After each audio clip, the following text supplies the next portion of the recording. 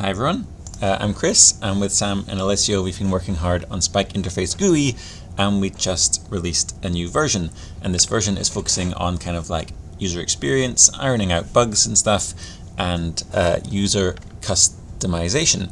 And one thing is we have some docs, which we'll have a look at later, and there's a customization section here which we're going to get into.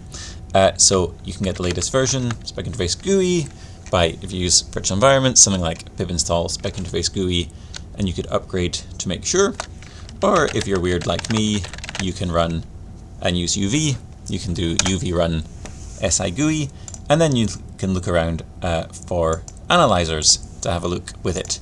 And just remember, with Spikeinterface, it's very easy to make a sorting analyzer in about 5 lines of code from a raw recording. So that's great. Okay, you can also point SI-GUI at an analyzer to start it up, and let's just take a look around. So this is the default settings. We can have a look at some units, and there's different settings we can change in each of the views. So I don't really want those channel IDs on, and maybe I don't really like these individual waveform samples. I'd rather have the standard deviations on, which you can see here. I'm scrolling around. And maybe you want to auto-decimate your spike amplitudes to make sure that they happen faster. I can have a look. Okay, I'm happy with those settings. And when I'm happy, I can actually save them as my default settings in the main settings view here.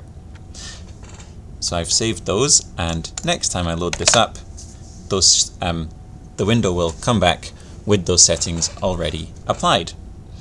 So it should be that the standard deviation is on the waveforms, and it is. So that's great. And what's actually happened is that we have saved a config file somewhere on your computer. And this is just a JSON file, which for each of those views or each of those panels, it has your default settings. But you can also make your own settings JSON files, and also your own files that control the different views which are visible when you open Spikeinterface-GUI. And that's really helpful because you might use the GUI for different things. So I'm going to try and show you 3 different use cases with 3 different settings and layout files. And again, to find out more, you can go into the docs and read about how you set up layout and the settings files. And you might be wondering, well, how do I know which views? Well, we have a list of all the different views that are available, including principal components and waveforms and all these things.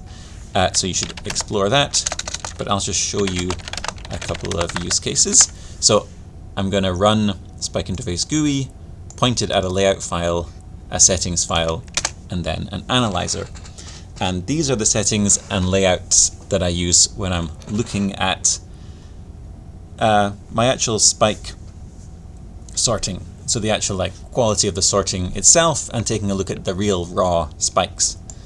And the big fun thing here is that not only can I look at units, but I can look at individual spikes. So this is the raw traces, that's where the spike is, and you can see the actual spike waveform on top of the template. And if I pick 2 units, refresh these spikes, then you can start to ask, okay, well, why was this spike sorted blue?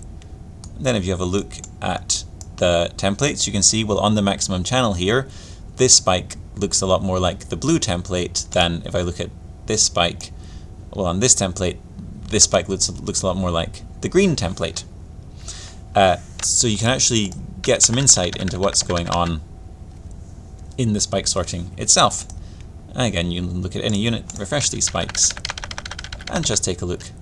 Another use case for this kind of view is to look for horrible things. So usually I've got a few units that have ridiculously high signal to noise ratio, and look, I'm just scrolling down here, look very strange. Refresh the spikes, go take a look, and hey, this, if you look here, there's some hideous artifact that's happening in the recording, and I might try and deal with that, or I might decide that it's not really affecting my results and move on. So those are two different use cases for this view. But this view is a little bit busy with these settings. If I was doing, say, curation, and if you're doing curation, you should add a curation flag, then you might want a bit of a simpler view. So here I'm using this quality layout JSON. I'm still using the Spike settings.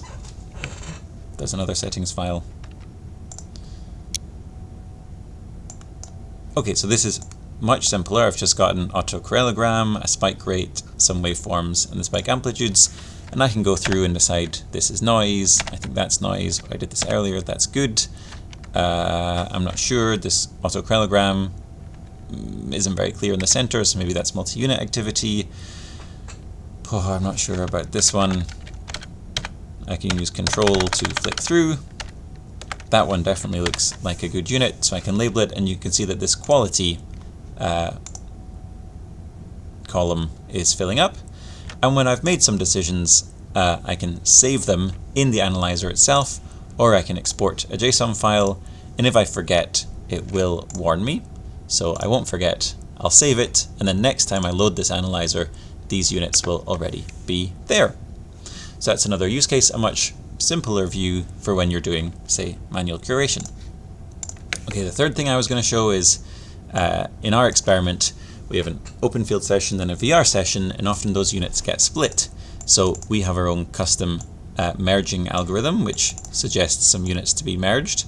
But instead of doing that automatically, what I can do is put these decisions into a curation dictionary, and then send this curation dictionary into Spikeinterface-GUI, along with some settings and layouts files, which, because I'm doing this from Python, from a Jupyter notebook, I'm not passing it through the command line, I'm passing it through Python. This is a bit more complicated, but maybe if you're someone who's making auto-merging or auto-curation algorithms, hopefully it's not too bad. And you can see this view, it's all about merges.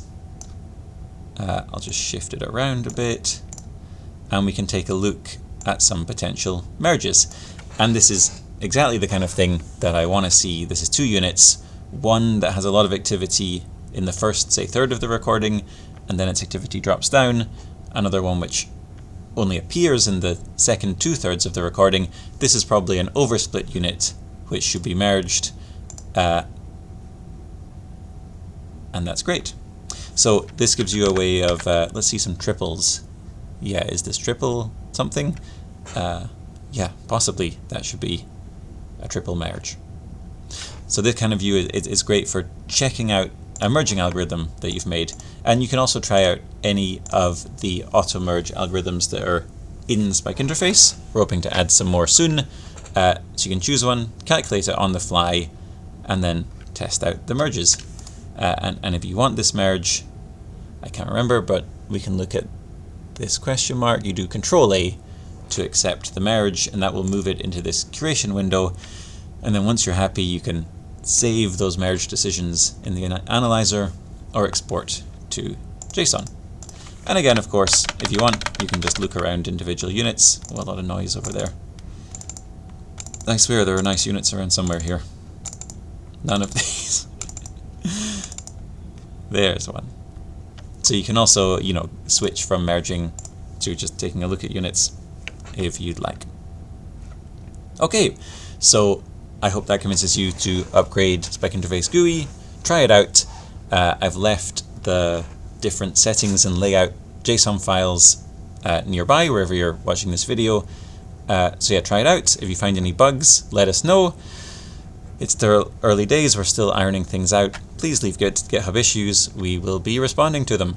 So, see you on GitHub. Bye.